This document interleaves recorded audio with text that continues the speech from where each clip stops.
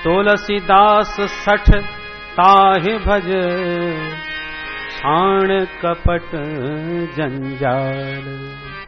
तुलसीदास सठ ताहि भज, छाण कपट जंजाल।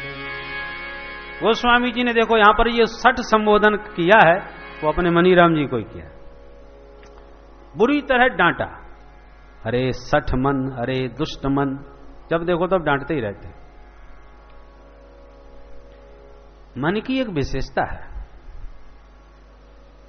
कि खाली जहां हुआ कि इसने उत्पाद मचाया, इसको हमेशा व्यस्त रखना पड़ता है और फिजूल के कामों में ज्यादा ये भागता है। एक बार एक महात्मा ने एक जिंद सिद्ध कर लिया, प्रेत जिंद। बोलो क्या आज्ञा है? महात्मा जो भी आज्ञा देते एक क्षण में उसको पूरा कर देता। हमारे लिए बढ़िया बंगला बना दो, सेकंडों में बंगला बन के तैयार। हमारे लिए गंगा जल ले आओ, कहीं का भी गंगा जल तुरंत। वो तो जिंद था, वायु वेग से चल के कुछ भी काम क्षण भर में कर देता। उसने कहा मैं काम करता रहूंगा तो आप सुखी रहोगे, और यदि आपने मेरे को काम नहीं बताया तो मैं उठा के आपको ही पटक के खा जाऊंगा। अब बाबा घबराए के हे भगवान अच्छा सिद्ध किया इसको, अब कब तक काम बनाए? वो सोने ही ना दे, जब देखो तब काम ही बताते रहो। आपने गुरुदेव के पास गए, गुरुदेव मैं मरा, क्या हुआ? बोले ऐसा जिंद सिद्ध हो गया, कहता है मुझे काम बताओ, मुझे काम बताओ। हमें कब तक काम बताऊं, रात में भी नहीं सोने देता। तो गुरुदेव ने मंत्र दे दिया, ऐसा काम करो। समझ गया, तुरंत महात्मा प्रसन्न होकर के बोले उस जिंद से राधे राधे, जय सिया राम। बाबा ने कहा तुरंत एक खंबा गाड़ दो। जिंद ने खंबा गाड़ दिया, जो काम कराना था वो करा दिया। और बोले तुम्हारा यही काम है कि ऊपर चढ़ो नीचे उतरो, और जब तक हम ना कहें तब तक ऊपर नीचे होते रहो। अब बता दिया काम, होते रहो नीचे ऊपर। जब बाबा को जरूरत पड़े सो कहते इधर आओ फलाना काम कर दो। हाँ महाराज कर दिया, और करके जब निवृत्त होके आवे बोले अब चढ़ो और उतरो। बाबा बच गए, नहीं तो पकड़ के खा गया होता। यही हालत हमारे मनीराम जी की है। जब तक इनसे काम लेते रहो तब तक तो ठीक हो, जहां ये बिना काम के हो गए कि आपको परेशान करना चालू कर दिया, सोने नहीं देंगे आपको ठीक से।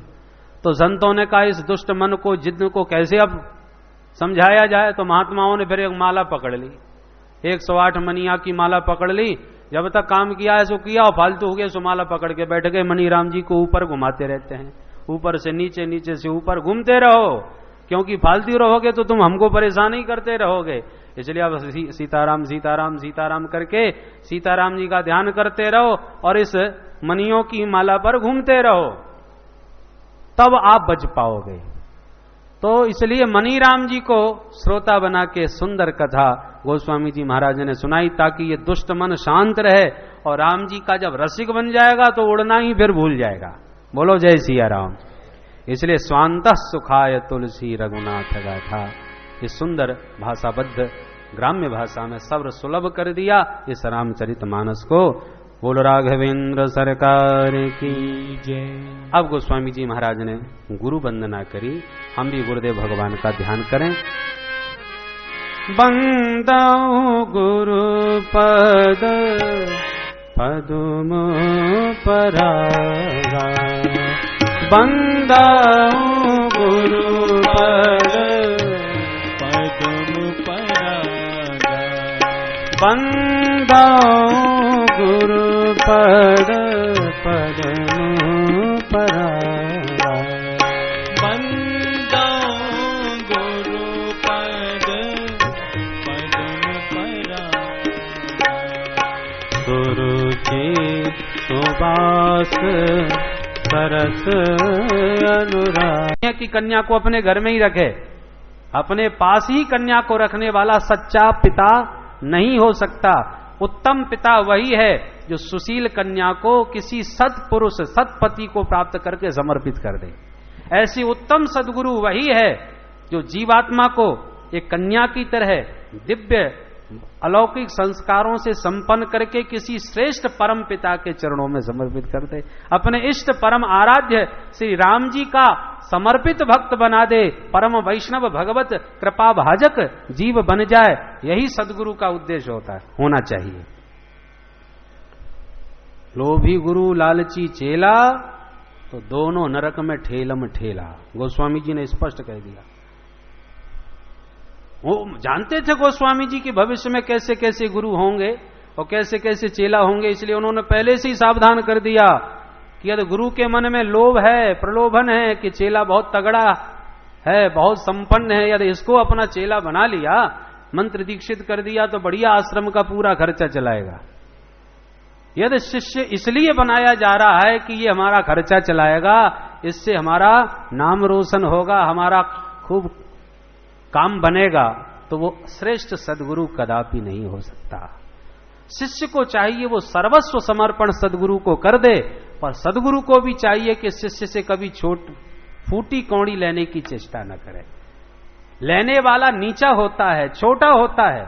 भगवान को भी जब लेने के लिए जाना पड़ा बड़ी के दरवाजे, तो बामन बन के, बौना बन के जाना पड़ा, क्योंकि मांगने वाला, लेने वाला हमेशा छोटा होता है और गुरु का अर्थ होता है बड़ा। गुरु माने बड़ा और लघु माने छोटा। यदि आप शिष्य से कुछ लेना चाहते हैं, कुछ पाना चाहते हैं, तो आप लघु हो गए, गुरु नहीं रहे। गुरु हर प्रकार से बड़ा होता है। वो यदि आपसे कुछ कहे, आदेश दे के यहां इतना खर्चा कराओ, यहां संतों का भंडारा करा दो, तो ये शिष्य का परम सौभाग्य है कि वो गुरु ने आज उससे कुछ मांगा। जो कभी किसी से न मांगता हो वो यदि मांग ले तो सौभाग्य समझना चाहिए, पर जो मांगने के लिए ही चेला बना रहा है वो श्रेष्ठ सदगुरु कभी नहीं हो सकता। बोलो जय सिया राम। इसलिए हमारे भक्तमाल के रचयिता नाभाजी महाराज ने गुरु की व्याख्या करते हुए एक बड़ा सुंदर रूपक उपस्थित किया, रूपक में वर्णन किया। वो कहते हैं कि सदगुरु किसान के समान होता है। दो रूपक हैं, एक तो है कि कन्या जीवात्मा, सदगुरु पिता और परमपति परमात्मा। जीवात्मा रूपी कन्या को परमात्मा को समर्पित कर दिया, एक सिद्धांत तो यह है। पर नाभाजी महाराज एक दूसरा रूपक उपस्थित करते हैं भक्तमाला में। वो कहते हैं कि सदगुरु किसान है और शिष्य का हृदय भूमि है। किसान जैसे उत्तम समय पर उत्तम बीज भूमि पर बो देता है, उसी प्रकार सदगुरु अवसर देख करके उत्तम अवसर पर उत्तम शिष्य के हृदय में मंत्र रूपी बीज फूंक देता है। परंतु एक बात ध्यान देने की है, किसान बहुत बुद्धिमान सही, परंतु भूमि यदि अच्छी नहीं है तो बीज और किसान चाहे जितना बढ़िया बना रहे, यदि कहीं ऊसर भूमि में बीज डाल दिया तो सब बर्बाद हो जाएगा। मेहनत बेकार, बीज बेकार, सारा परिश्रम व्यर्थ जाएगा। उपजाऊ भूमि होना चाहिए, भूमि देख करके बीज बोना चाहिए, तभी तो मेहनत सफल होगी। उसी प्रकार चेला में न श्रद्धा है, न विश्वास है, न निष्ठा है, न आस्तिकता है, और जबरदस्ती केवल संख्या बढ़ाने के लिए बैठा करके मंत्र भुगवा दिया कि आज से आप लोग सब हमारे चेला, माइक में मंत्र भूख करके हजारों को इकट्ठा अपना बना लिया। तो कल्पना कीजिए उसमें कितने निष्ठावान हैं, और जबरदस्ती के इस प्रकार से जो चेला बनते हैं उनका हालत क्या होता है। किसी ने 10 साल के बाद पूछा, क्यों साहब आपने दीक्षा ले ली? तो जवाब दे, हाँ दीक्षा हमने बहुत बचपन में ही ले ली थी। कब? और कई साल पहले एक महाराज जी आए थे हरिद्वार से कथा कहने के लिए, उस समय वो मंत्री दीक्षा का सामूहिक कार्यक्रम हुआ था। कई लोगों ने कहा कि तुम भी ले लो, बिना गुरु के कल्याण नहीं होता, सो हम भी बैठ गए। अब हमें कुछ मालूम तो था नहीं कि गुरु से क्या होता है, मंत्र से क्या होता है, वो सब ले रहे थे, सो हम भी बैठ गए। तब से हमने मान लिया कि हमारी दीक्षा हो गई। अच्छा वो तुम्हारी गुरुजी कौन थे? बोले वो साहब वो 10 साल हो गए, नाम तो सब भूल भाल गए, अब कहाँ रहते उनका एड्रेस भी नहीं मालूम। अच्छा तो मंत्र कौन सा लिया था? बोले वो साहब वो पहले तो हम 5 माला रोज जपते थे, वो तो माला भी सब भूल भाल गए, मंत्र भी कुछ याद नहीं। मैं अभी डायरी देख के बताता हूँ, मंत्र लिख रखा है मैंने डायरी में। अब बताओ ये दीक्षा हुई, ये शरणागति हुई, ये जबरदस्ती का? ऊसर भूमि में बीज जाएगा तो बर्बाद ही होगा, व्यर्थ ही होगा। इसलिए उत्तम किसान को चाहिए पहले बीज देख ले, और बीज उत्तम हो, साथ साथ भूमि भी उत्तम हो जहां से उत्पन्न हो सके। तो जब लगे कि श्रद्धावान शिष्य है, शरण में आया है, अपने कल्याण की उत्कट कामना कर रहा है, तब जाकर के उसे मंत्र दीक्षा दे, भगवान के चरणों से जोड़े। पहले के महात्मा जल्दी दीक्षा नहीं देते थे, बहुत ठोक बजा करके देते थे। श्री स्वामी रामानंदाचार्य जी महाराज जब राजस्थान की यात्रा पर गए तो राजस्थान के बहुत बड़े राजा थे श्री पीपाजी महाराज, बहुत प्रतिष्ठा उनकी थी। श्री रामानंदाचार्य जी महाराज के दिव्य प्रवचनों से इतने प्रभावित हो गए राजा कि निर्णय लिया कि मैं इनसे दीक्षा लूंगा।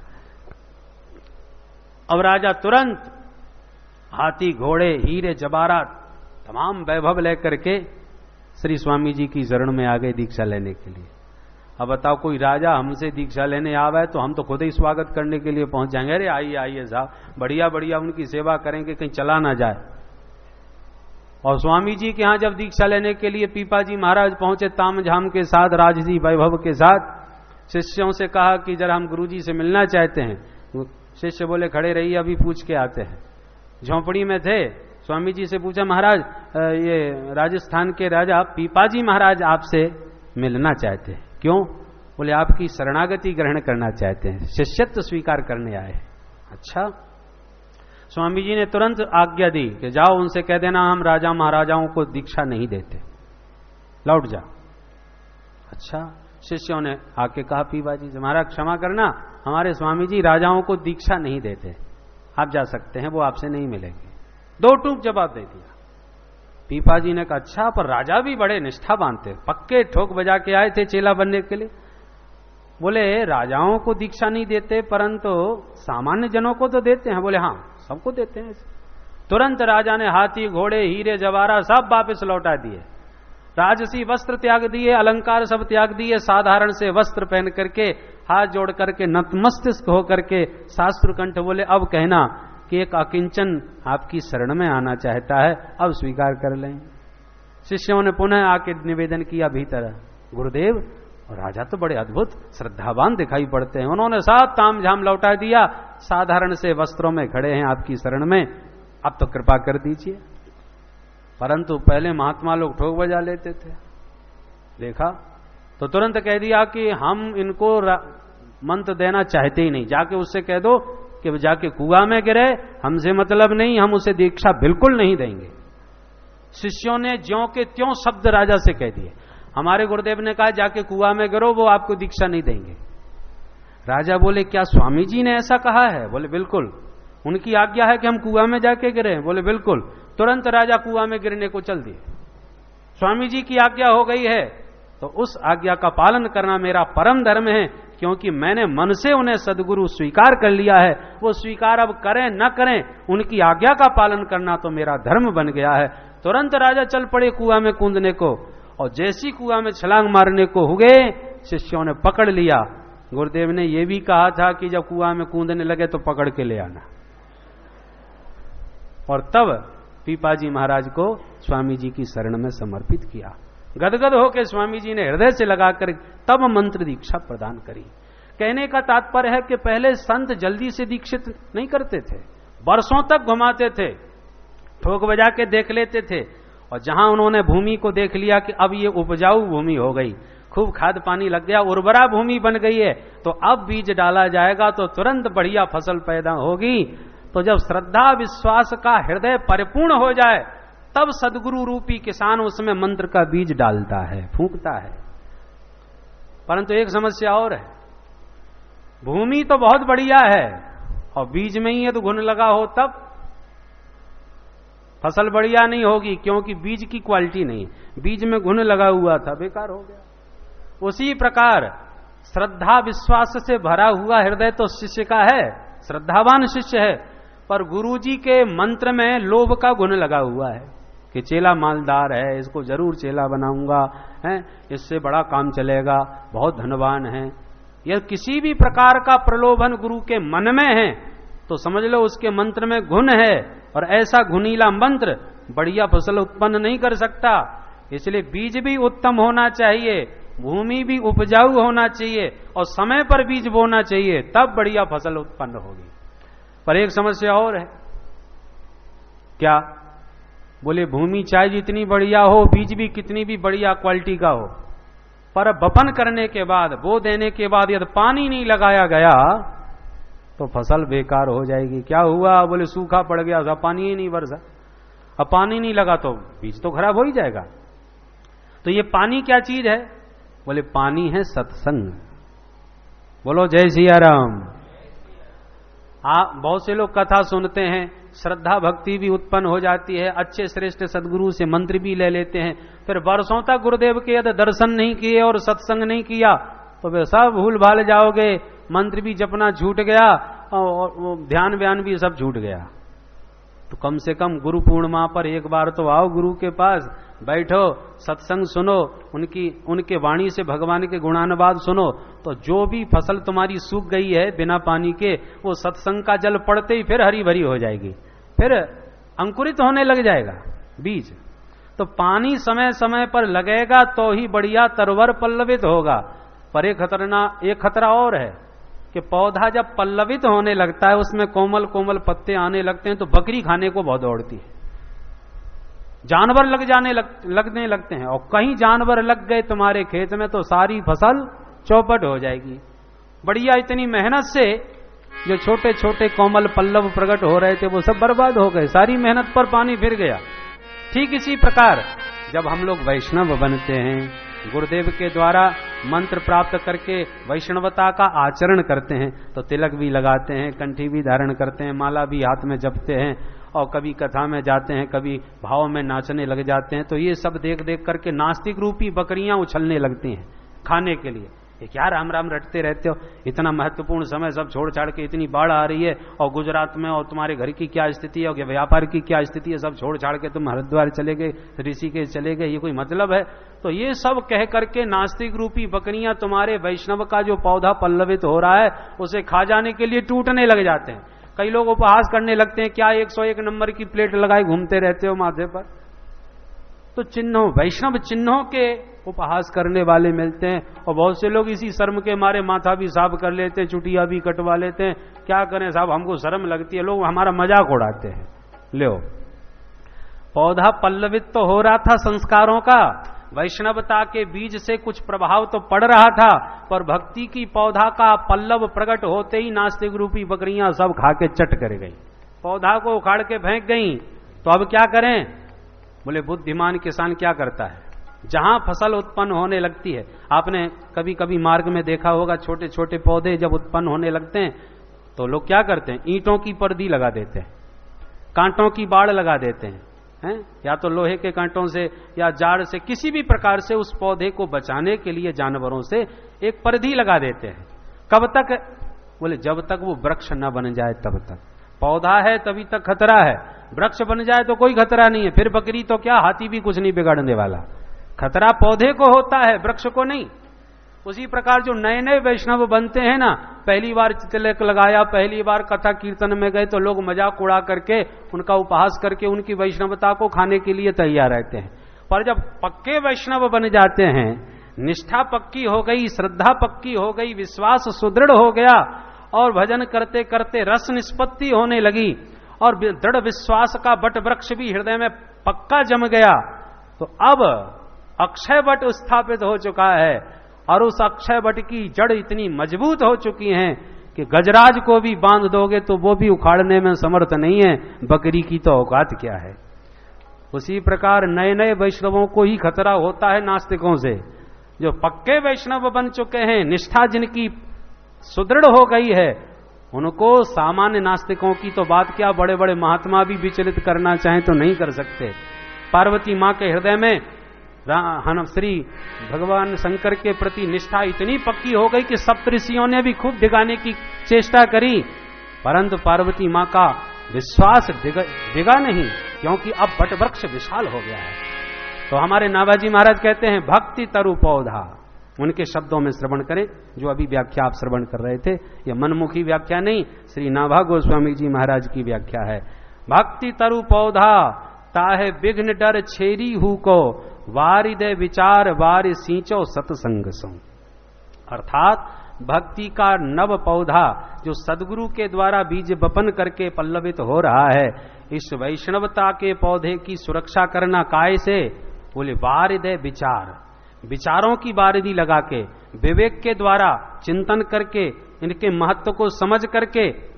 देखो किसान ही तो पौधे की रक्षा करता है, उसी प्रकार सदगुरु ही शिष्य के वैष्णवता की रक्षा करता है।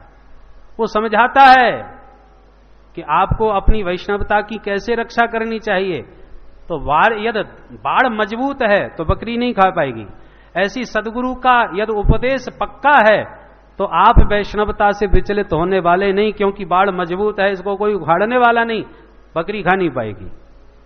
तो वारिद है विचार, सुच सींचो सत्संग सो, सत्संग के जल से सींचते रहना, कहीं सूख न जाए, इसलिए सत्संग करते रहो। जैसे आप लोग तो परम वैष्णव हैं, साल में एक बार तो अपना विशाल पूरे परिकर के साथ किसी तीर्थ में आकर के सत्संग का इतना जल सींच लेते हो कि थोड़ी बहुत यदि भूमि सूख गई हो तो फिर हरी भरी हो जाए। बोलो जय सिया राम। आवश्यक है, क्योंकि ये संतों के द्वारा, सदगुरु के द्वारा जो पौधा लगा है, अब आपका पौधा तो बट वृक्ष बन चुका है। अरे जब इतने सत्संग के इतने वर्षों से आप आचरण कर रहे हो तो आप, परंतु जो नए नए वैष्णव आते हैं उनके लिए ये बहुत आवश्यक है, उनको पकड़ पकड़ के लाना चाहिए ताकि उनका पौधा कहीं सूख ना जाए, कोई बकरी खा ना जाए। बोलो जय सिया राम। तो भक्ति तर पौधा ताहे विघ्न जर ठेरी हु को, तो ऐसे सदगुरु के सानिध्य से हमारा भक्ति वैष्णवता का पौधा विशाल वृक्ष बनेगा, जिससे तमाम न जाने कितने, बट जब वृक्ष विशाल हो जाता है ना तो उसकी छाया में न जाने कितने लोगों को शांति मिलती है, कितने लोग धूप से बचते हैं, कितने भूखों को भोजन मिल जाता है उसके सुंदर फलों से। तो उसी प्रकार जिस वैष्णव का पौधा विशाल भक्ति का तरोवर बन चुका है, ऐसे भक्तों की शरण में बड़े बड़े नेता, अभिनेता, राजनेता सब आने लगते हैं, महाराज आप हमें भी आशीर्वाद दो। ये सब तपे हुए लोग हैं संसार के, जो शांति के लिए आश्रय लेने के लिए वृक्ष की छांव में आते हैं। बोलो सतगुरुदेव भगवान की जय। तो मैं निवेदन कर रहा था कि गुरुर ब्रह्मा, गुरुजी महाराज ब्रह्मा हैं, क्योंकि उन्होंने आपके भीतर एक विचित्र वैष्णवता की सृष्टि की है। पहली बात। गुरुर विष्णु, अब इसकी ज्यादा व्याख्या नहीं करेंगे, नहीं तो इसी की चर्चा में बात पूरी हो जाएगी। बोलो जय सिया राम। गुरुर विष्णु, विष्णु क्यों है? विष्णु पालन करने वाले को, भगवान विष्णु क्या कौन है? पालन करता। तो गुरुदेव ने ब्रह्मा बन के जिस वैष्णवता की सृष्टि आपके भीतर जगत में की है, अंतः जगत में की है, वही सदगुरु विष्णु बन करके तुम्हारी वैष्णवता की रक्षा भी करता है। जब जब आप गुरु जी के पास आओगे वो पूछते रहेंगे, भाई भजन ठीक से चल रहा है कि नहीं है, आचार विचार ठीक से रखते हो कि नहीं है, उपदेश जो हमने दिया था उसका आचरण करते हो कि नहीं। तो समझा करके और वैष्णवता की महिमा बता बता करके, भगवान के दिव्य गुणानुवाद सुना सुना करके तुम्हारे भीतर जो वैष्णव का पौधा पल्लवित हो रहा है उसकी रक्षा भी तो वही कर रहे हैं। इसलिए वो रक्षक भगवान विष्णु के समान है, भगवान रक्षक है नारायण। और गुरुदेवो महेश्वर, महेश्वर माने संहार करने वाले शिव, रुद्र संहारक हैं। तो उसी प्रकार वो संहारक भी हैं। संहारक किस मामले में? बोले तुम्हारे भीतर बहुत दुर्गुण थे, बहुत सारी बुराइयां थी, कभी किसी की निंदा स्तुति में लगे रहते थे, तो कभी दुर्व्यसनों में फंसते जा रहे थे, उल्टा सीधा खान पान हो रहा था। तो जितने भी दुर्गुण आपके भीतर थे उसे डांट के, उसके दोषों का परिणाम बता करके तुम्हारे सारे दुर्गुणों का उन्होंने संहार कर दिया। तो संहार करने वाले शिव भी वही हैं। गुरुर ब्रह्मा, गुरुर विष्णु, गुरुर्देवो महेश्वर, और गुरु साक्षात परब्रह्म, वो साक्षात परब्रह्म भी हैं। परब्रह्म क्यों है? क्योंकि श्रुति भगवती कहती है ब्रह्मविद ब्रह्मैव भवति, जानत तुम्हें तुम्हें हो जाई। जो ब्रह्म को जान ले, ब्रह्म ज्ञान से संपन्न हो जाए, ब्रह्म ज्ञान संपन्न होते ही वो साक्षात ब्रह्म स्वरूप हो जाता है। तो परमात्मा का ज्ञान होने से सदगुरु भी साक्षात ब्रह्म स्वरूप हैं। इसलिए ऐसे सदगुरुदेव भगवान के चरणों में हम बारंबार नमस्कार करते हैं, जिनके चरण कमलों का चिंतन करते ही श्री गुरु पदनख मनगन ज्योति सुमिरत दिव्य दृष्टि ही होती। गुरुदेव की चरण रज का अंजन लगाते ही दृष्टि इतनी सूक्ष्म हो जाएगी कि बड़े बड़े शास्त्रों में, शास्त्र रूपी गिर कंदराओं में जो भगवान के चरित्रों के मोती छुपे हुए हैं, जो दिखाई नहीं पड़ते, वो सदगुरु की कृपा का अंजन लगते ही, चरण रंज का अंजन लगते ही आपकी दृष्टि ये सूक्ष्म हो जाएगी और वो मोती आपको दिखने लग जाएंगे। एक यंत्र होता है ना कि पानी कहाँ है पृथ्वी पर, ये इंजीनियर लोग पता लगा लेते हैं उस यंत्र के माध्यम से। ऐसे ही सदगुरु की चरण रज वो यंत्र है, उस यंत्र के द्वारा जो शास्त्र समझ में नहीं आते, शास्त्रों के शब्दों में जो भगवान के चरित्रों के रहस्य छुपे हुए हैं, वो रहस्य उस दृष्टि से आपके सामने प्रकट होने लग जाएंगे। जिन्होंने सदगुरु की चरण रज का आश्रय लिया है वही इन शास्त्रों के रहस्य को समझ पाते हैं, नहीं तो लोग भटक जाते हैं, शास्त्रों में फंस जाते हैं। अरे यहाँ ये लिखा है, वहां वो लिखा है, अब इसे माने या उसे जाने, पर इसी चक्कर में बेचारे भटकते रहते हैं बीच वाले बन करके। बोलो सदगुरुदेव भगवान की जय। तो ज्ञानांजन शलाकया, ज्ञान का अंजन लगा करके उस शलाका से चक्षु उन्मीलितम, जिन्होंने हमारे नेत्रों को खोल दिया और नेत्रों में वो दृष्टि प्रदान कर दी कि हमें उस सारे शास्त्रों के रहस्य प्रकट होने लगे। गुरु शब्द का अर्थ क्या है? गुकार अंधकारस्यात्, रुकारस तन्निरोधक। गु माने अंधकार, रू माने प्रकाश, अंधकार से निकाल करके जो महाप्रकाश का हमें ज्ञान करा दे, बोध करा दे, दर्शन करा दे, उसका नाम है सदगुरु। बोल गुरुदेव भगवान की जय। इस प्रकार से सदगुरु की महिमा, कहते हैं संत चलता फिरता तीर्थ प्रयाग है, जो जड़ जंगम तीर्थ राजू। तीर्थराज प्रयाग में तो तुम्हें इलाहाबाद जाना पड़ेगा, पर संतों का जो चलता फिरता तीर्थ है, जहां बुलाओ वहां आ जाए। ऋषिकेश बुलाओ या बड़ौदा बुलाओ, जहां चलो वहीं संत पहुंच जाते हैं और वहीं पर वो तीर्थराज सबको पावन करने के लिए समर्थ हो जाता है। अरे तीर्थराज गंगा में तो वर्षों तक नहाओगे तब कल्याण होगा, परंतु ये जो तीर्थ है, दे सद्य फल प्रकट प्रभाव, डुबकी मारी नहीं कि तुरंत उसका प्रभाव प्रकट हुआ नहीं। कौए की कालिमा सब धुल गई, पुनः जैसे के तैसे हंस बन गए। ये इस सत्संग रूपी चलते फिरते प्रयाग का चमत्कार है, जहां पर भगवान के चरणों में जो सुदृढ़ निष्ठा है, वही इस तीर्थराज प्रयाग का अक्षय वट है। तो सत्संग को, संतों के सत्संग को एक तीर्थराज प्रयाग का रूपक प्रस्तुत करके गोस्वामी जी ने यहां पर हमारे बीच रखा। ऐसे संत के सत्संग सरिता में हम सब लोग सराबोर हो करके अपने जीवन को कृतार्थ करें। बोलो संत भगवान की जय। इसके बाद में गोस्वामी जी महाराज की वंदना, वंदना प्रकरण बड़ा लंबा है। ऐसा कोई संसार का प्राणी ही नहीं छोड़ा जिसकी वंदना गोस्वामी जी ने न की हो। संतों की वंदना सब करते हैं, गुरुदेव भगवान की वंदना, देवताओं की वंदना सब करते हैं, पर गोस्वामी जी महाराज ने सबसे पहले तो वंदना करी ही सारे अवध परिकर की, दशरथ जी महाराज की, भरत जी महाराज की, समस्त अवध परिकर की वंदना करी, लखनलाल जी महाराज की, राम जी महाराज की। उसके बाद में माता जानकी जी की 2 चौपाइयों में विशेष वंदना करी। क्यों?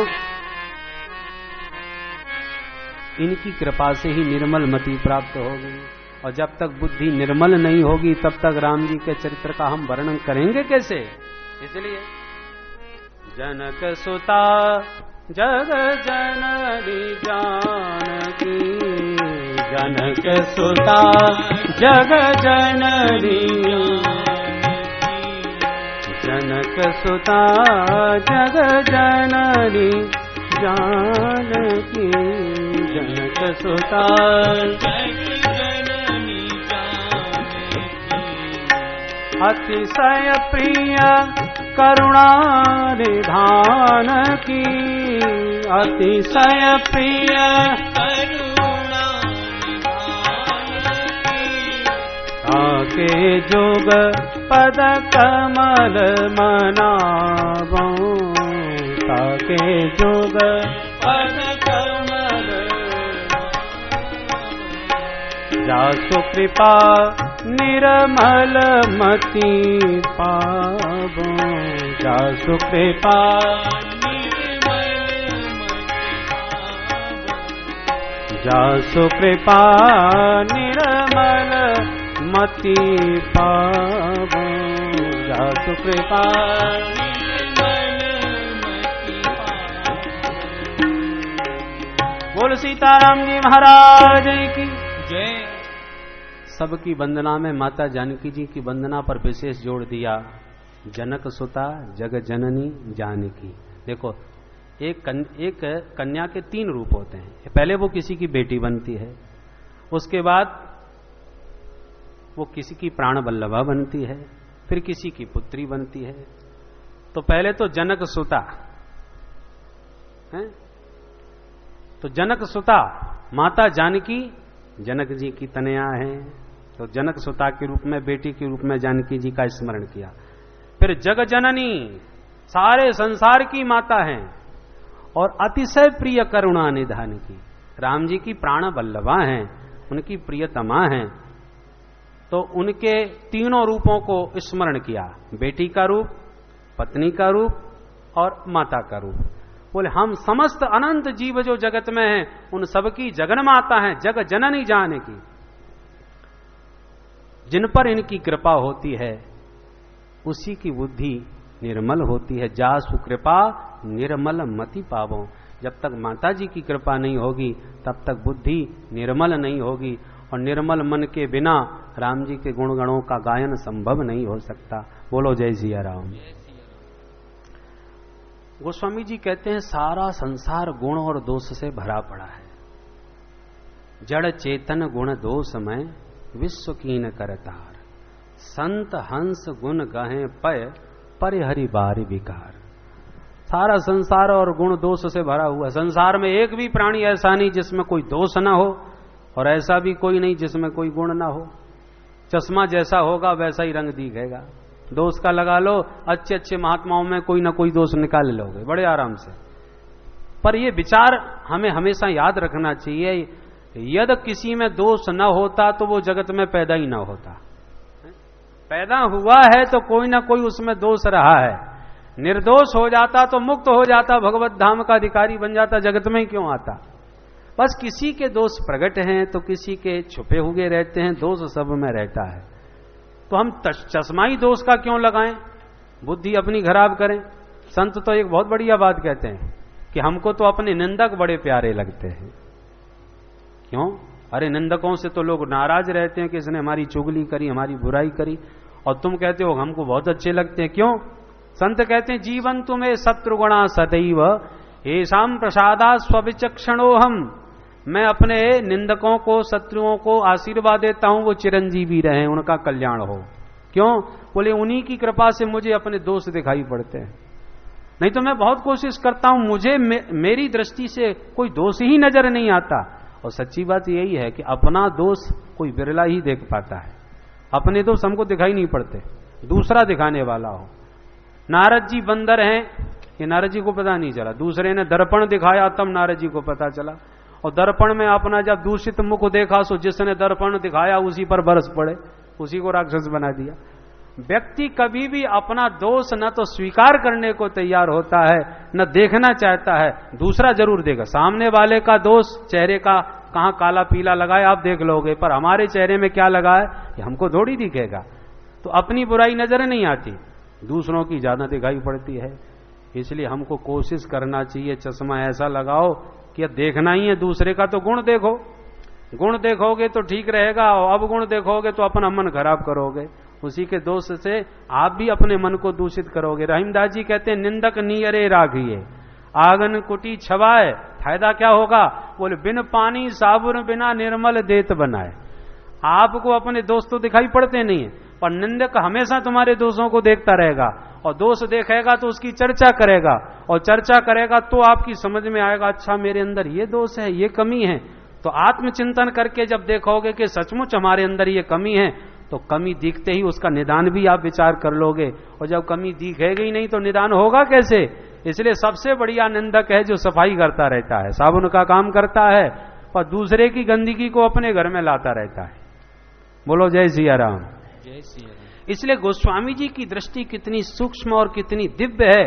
वो कहते हैं कि साहब सारा संसार ही जब गुण दोष से बना है तो ये तो ब्रह्मा की सृष्टि की विशेषता है। वो भाई बिना गुण दोष के संसार बन ही नहीं सकता। यूं समझ लीजिए सोने में मिलावट ना हो तो बढ़िया गहना बनेगा क्या? जब तक उसमें टांका ना लगे तब तक बढ़िया गहना नहीं बनेगा, थोड़ा बहुत मिलावट करना पड़ेगा। शुद्ध सोने से वो बात नहीं बनती, कमजोर होता है। उसी प्रकार यदि शुद्ध बुद्ध मुक्त हो जाए जीव तो फिर पैदा ही होना बंद हो जाए, जन्म ही क्यों लेगा? तो जन्म लिया है तो कुछ न कुछ माया का मिलावट हुआ है, इसलिए पैदा हुआ है। इसलिए जड़ चेतन गुण दोष में जब सारा संसार गुण दोष से भरा है तो मैं तो अपने परमात्मा का ही सब में स्वरूप दर्शन करके सारे जगत के अनंत जीवों की बारंबार वंदना करता हूं। जीव चराचर जितने हैं मैं सब जग जानी करऊं प्रणाम जोर जुग पानी।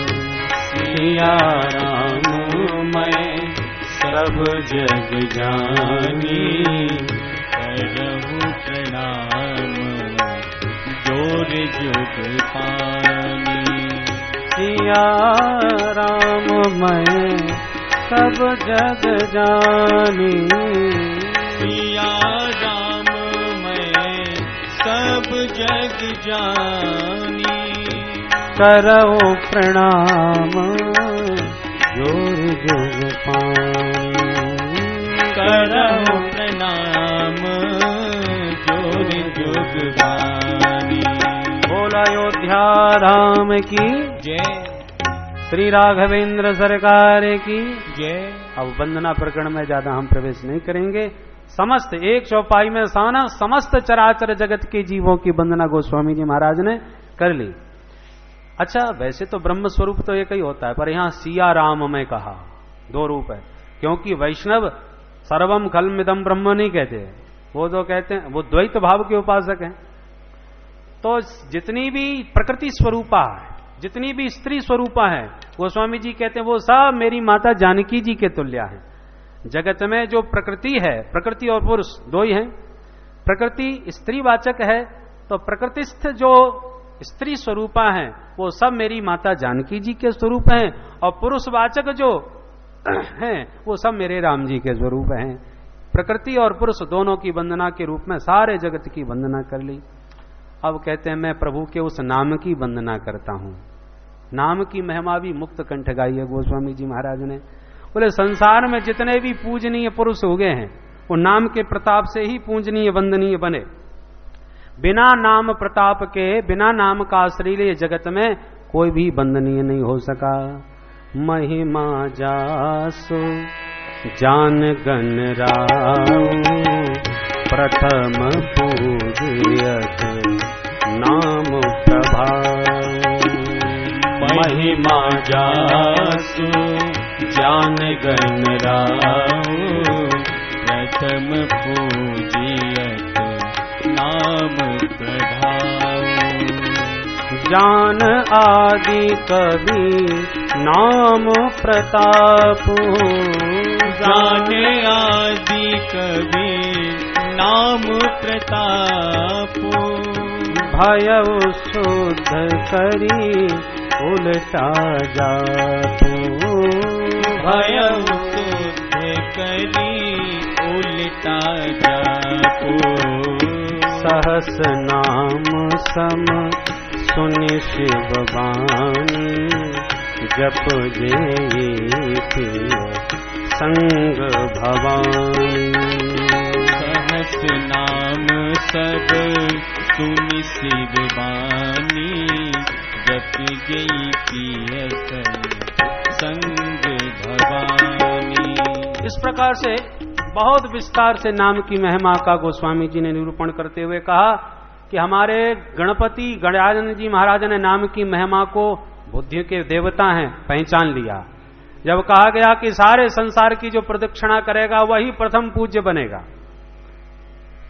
तो कोई हंस वाहन रखता था, कोई मयूर वाहन रखता था, सारे देवताओं की दौड़ लगी, सबने दौड़ना प्रारंभ किया। कोई हंस पर बैठ के उड़ गया, कोई मयूर पर बैठ के उड़ गया, कोई सिंह पर बैठ के दौड़ गया। सबसे बेचारी कमजोर सवारी है तो हमारे गणपति जी महाराज की। चूहा राम जी, मूसा राम जी कैसे दौड़ते? गणपति जी परम बुद्धिमान है, विचार किया क्या किया जाए, सो तुरंत सुंदर राम नाम का अक्षण किया, राम नाम लिख लिया और राम नाम को लिख करके उसी राम नाम की प्रदक्षिणा कर ली, और राम नाम की प्रदक्षिणा करके प्रभु के सन्मुख उपस्थित हो गए। क्यों भैया तुम नहीं गए दौड़ने के लिए? बोले दौड़े आया। विश्व भ्रमण हो गया? बोले सारे संसार की प्रदक्षिणा हो गई। अरे अभी अभी तो तुम निकले थे, कैसे हो गई? और सब देवता सबसे बाद में आए, गणपति जी सबसे पहले खड़े हुए हैं। सबने कहा कि नहीं साहब ये दौड़ने गए ही नहीं थे। जब सबने पूछा कि आकर के तुमने किया क्या, तब गणपति जी ने कहा मैं अच्छी तरह जानता हूं, सारा संसार विश्व प्रपंच राम नाम में ही विराजमान है।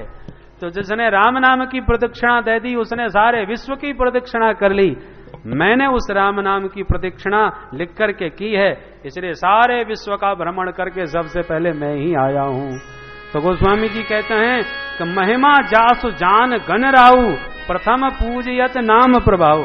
उसी प्रभु के नाम के प्रताप से संसार में प्रथम पूज्य बन गए गणपति भगवान ने कहा तुम सच कह रहे हो, इसका कौन विरोध कर सकता है, कौन इसका खंडन कर सकता है।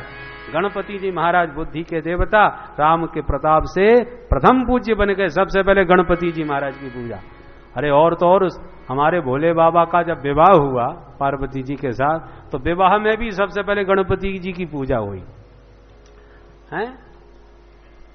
पूजऊ सम्मु भवान। अब बताइए, हम लोग कहते हैं कि गणपति जी तो उन्हीं के बेटा थे, जब शिव जी के बेटा थे गणपति जी तो फिर प्रथम पूजा उनकी शिव जी के विवाह में कैसे हो गई? तो गोस्वामी जी ने तुरंत वहीं पर संकेत दिया, सुर अनादि जिय जान। इन देवताओं को अनादि समझना चाहिए, ये नहीं आज ही पैदा नहीं हो गए। 5 प्रमुख देव माने जाते हैं, पंचोपासक। 5 देव कौन है प्रमुख? हमारे श्री हरि नारायण, भगवान शंकर, भगवान गणपति जी महाराज, भगवान सूर्यदेव और भगवती माता शक्ति दुर्गा। ये 5 अनादि देव हैं। तो कभी कोई अब सबके अलग अलग उपासक हैं। वैष्णव जो विष्णु उपासक हैं वो वैष्णव, शिव उपासक हैं वो शैव्य, शक्ति के उपासक हैं वो शाक्त, अलग अलग धाराएं। तो इसलिए गणपति जी के ग्रंथों का अवलोकन करेंगे तो सर्वप्रथम गणपति जी, उनसे पहले कोई नहीं। और वैष्णव जब विष्णु ग्रंथों की चर्चा करेंगे, श्रवण करेंगे, तो उसमें सर्वप्रथम गणपति जी महाराज। यूं समझ लो सबकी शादी तो हुई है। अब आपके मित्र की शादी हो रही है और आपने उस शादी में प्रधानमंत्री को भी बुलाया, बड़े आदमी हो, तो उस समय प्रधानमंत्री से ज्यादा दूल्हा सरकार की ही महिमा होगी, क्योंकि पूजा तो इस समय, शादी तो दूल्हा सरकार की ही होगी ना। तो जिसकी शादी होती है ना उसी का आदर होता है, उस समय दूल्हा बन के सबसे पहले वही पूजता है, चाहे वो कोई भी हो। तो भाई जिसकी महिमा में हमारे संतों की लेखनी उठती है उसी को सर्वश्रेष्ठ बताया जाता है, इसलिए भ्रमित नहीं होना चाहिए। भाई जिसके साथ कन्या का विवाह हो उसके लिए वही सर्वश्रेष्ठ पति परमेश्वर है, इसलिए इष्ट एक ही होना चाहिए और पतिव्रता की तरह होना चाहिए। भक्ति अव्यभिचारिणी होना चाहिए, उसमें कोई व्यभिचार न हो कि कभी इसकी पूजा कभी उसकी पूजा। भाई आदर सबका करो, जैसे पतिव्रता सास ससुर देवर जेठ सबका आदर तो करती है, पर समर्पण केवल अपने पति परमेश्वर में ही करती है। तो उसी प्रकार आदर सम्मान सबका, पर समर्पण केवल अपने इष्ट देव में ही होना चाहिए। त्वमेव सर्वम मम देव देव, ये निष्ठा केवल अपने इष्ट के प्रति ही होना चाहिए। शरणागति एक बार होती है और एक में होती है, बारंबार शरणागति ठीक नहीं, ये व्यभिचारिणी भक्ति मानी जाती है। बोलो जय सिया राम। एक बार किसी के हो गए फिर दूसरे के प्रति मन में वह बात नहीं होनी चाहिए। अस्तु, गोस्वामी जी कहते हैं हमारे भोले बाबा ने भवानी को समझा दिया, सहस्त्र नाम तत्तुल्यम राम नाम वरानने। एक बार भोले बाबा बोले आओ पार्वती जी थोड़ा हम आपको एक प्रसंग सुनाते हैं राम जी का। पार्वती जी ने कहा महाराज मेरा नियम है, प्रतिदिन सहस्त्र नाम का पाठ करती हूं मैं, तो अभी सहस्त्र नाम का पाठ नहीं हो पाया है, मैं पाठ कर लूं फिर आपसे कथा सुनूंगी। भोले बाबा ने कहा इधर आओ। बोलिए सरकार। बोले कहो राम। माता जी ने कहा राम। भोले बाबा ने कहा हो गया सहस्त्र नाम का पाठ। ये कैसे हो गया? बोले देवी एक राम नाम कहने से सहस्त्र नाम का ही पाठ का फल प्राप्त होता है। राम रामेति रामेति रमे रामे मनोरमे सहस्त्र नाम तत्तुल्यम राम नाम वरानने। हरि वरानने, पार्वती एक बार राम नाम कहने से सहस्त्र नाम के बराबर उसका फल होता है। तुमने मेरे कहने से राम कह दिया, तुम्हारा सहस्त्र नाम का पाठ पूरा हो गया। बोलो जय सिया राम। ये राम नाम की महिमा है। गोस्वामी जी कहते हैं सहस्र नाम सम सुन शिव वाणी और जप जेई पिय संग भवानी। भवानी ने भोले बाबा की इस बात पर विश्वास करके सहस्त्र नाम की महिमा को राम नाम में जान लिया, समझ लिया। तो ऐसे प्रभु के, और भोले बाबा ने तो संसार को चमत्कार ही दिखा दिया राम नाम का। कब? बोले जब सारे देवता समुद्र मंथन करके विश्व उत्पन्न किए तो घबराहट, हाहाकार मच गया। ये सारे संसार को भस्म करने वाला विष है, अब कहां जाएं? तो सब मिलके भोले बाबा की शरण में आ गए। भोलेनाथ, हम आपकी शरण में आए हैं। कैसे आना हुआ? बोले हम लोग समुद्र मंथन कर रहे थे और हमने एक फैसला किया मंथन करते करते। क्या फैसला किया? बोले हमने ये निर्णय लिया कि इस समुद्र मंथन से पहला जो रत्न प्रकट होगा वो तो अपने भोले बाबा को ही भेंट चढ़ाएंगे। भोले बाबा प्रसन्न हो गए। सीधे सच्चे देवता बेचारे भोले भाले। अरे भाई, आप लोग हमारा बहुत ध्यान रखते हो, मेहनत आप लोगों ने करी, इतने बड़े समुद्र का मंथन किया, इतने बड़े मंदराचल को उठा करके लाए, इतने बड़े बासुकी नाग को लपेट करके तुमने इतनी मेहनत करी और प्रथम रत्न मेरे लिए लेके चले आए। तुम सचमुच बड़े परोपकारी हो। जरा बताओ तो सही कौन सा रत्न लेके आए हो? तब अंत में नाम लिया, महाराज वो रत्न आपके लिए ही उपयुक्त है और किसी की हिम्मत नहीं वो रत्न रखने की। अरे ऐसा रत्न, बहुमूल्य रत्न क्या लाए हो? तब अंत में नाम बताया। महाराज उस रत्न का नाम है कालकूट विष। देव देव महादेव भूतात्मन भूत भावना राहिना शरणापन्नान त्रैलोक्य दहनात विषात। विष का नाम सबसे अंत में लिया कि यही है। बोले बाबा तो ताली बजा के खूब हंसने लगे।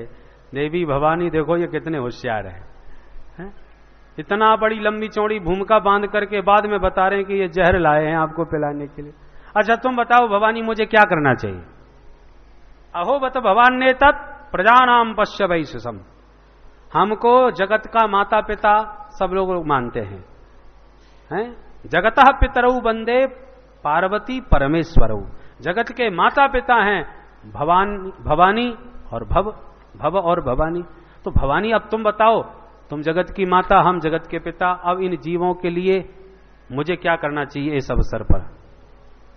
अब भवानी दुविधा में पड़ गई है। तो मना कर दूंगी कि चक्कर में मत पड़ो, ये बहुत होशियार है, भूमिका बांध के जहर आपको पिलाना चाह रहे हैं। तो संसार के लोग नहीं रखती, तुरंत मना कर दिया दो टूक।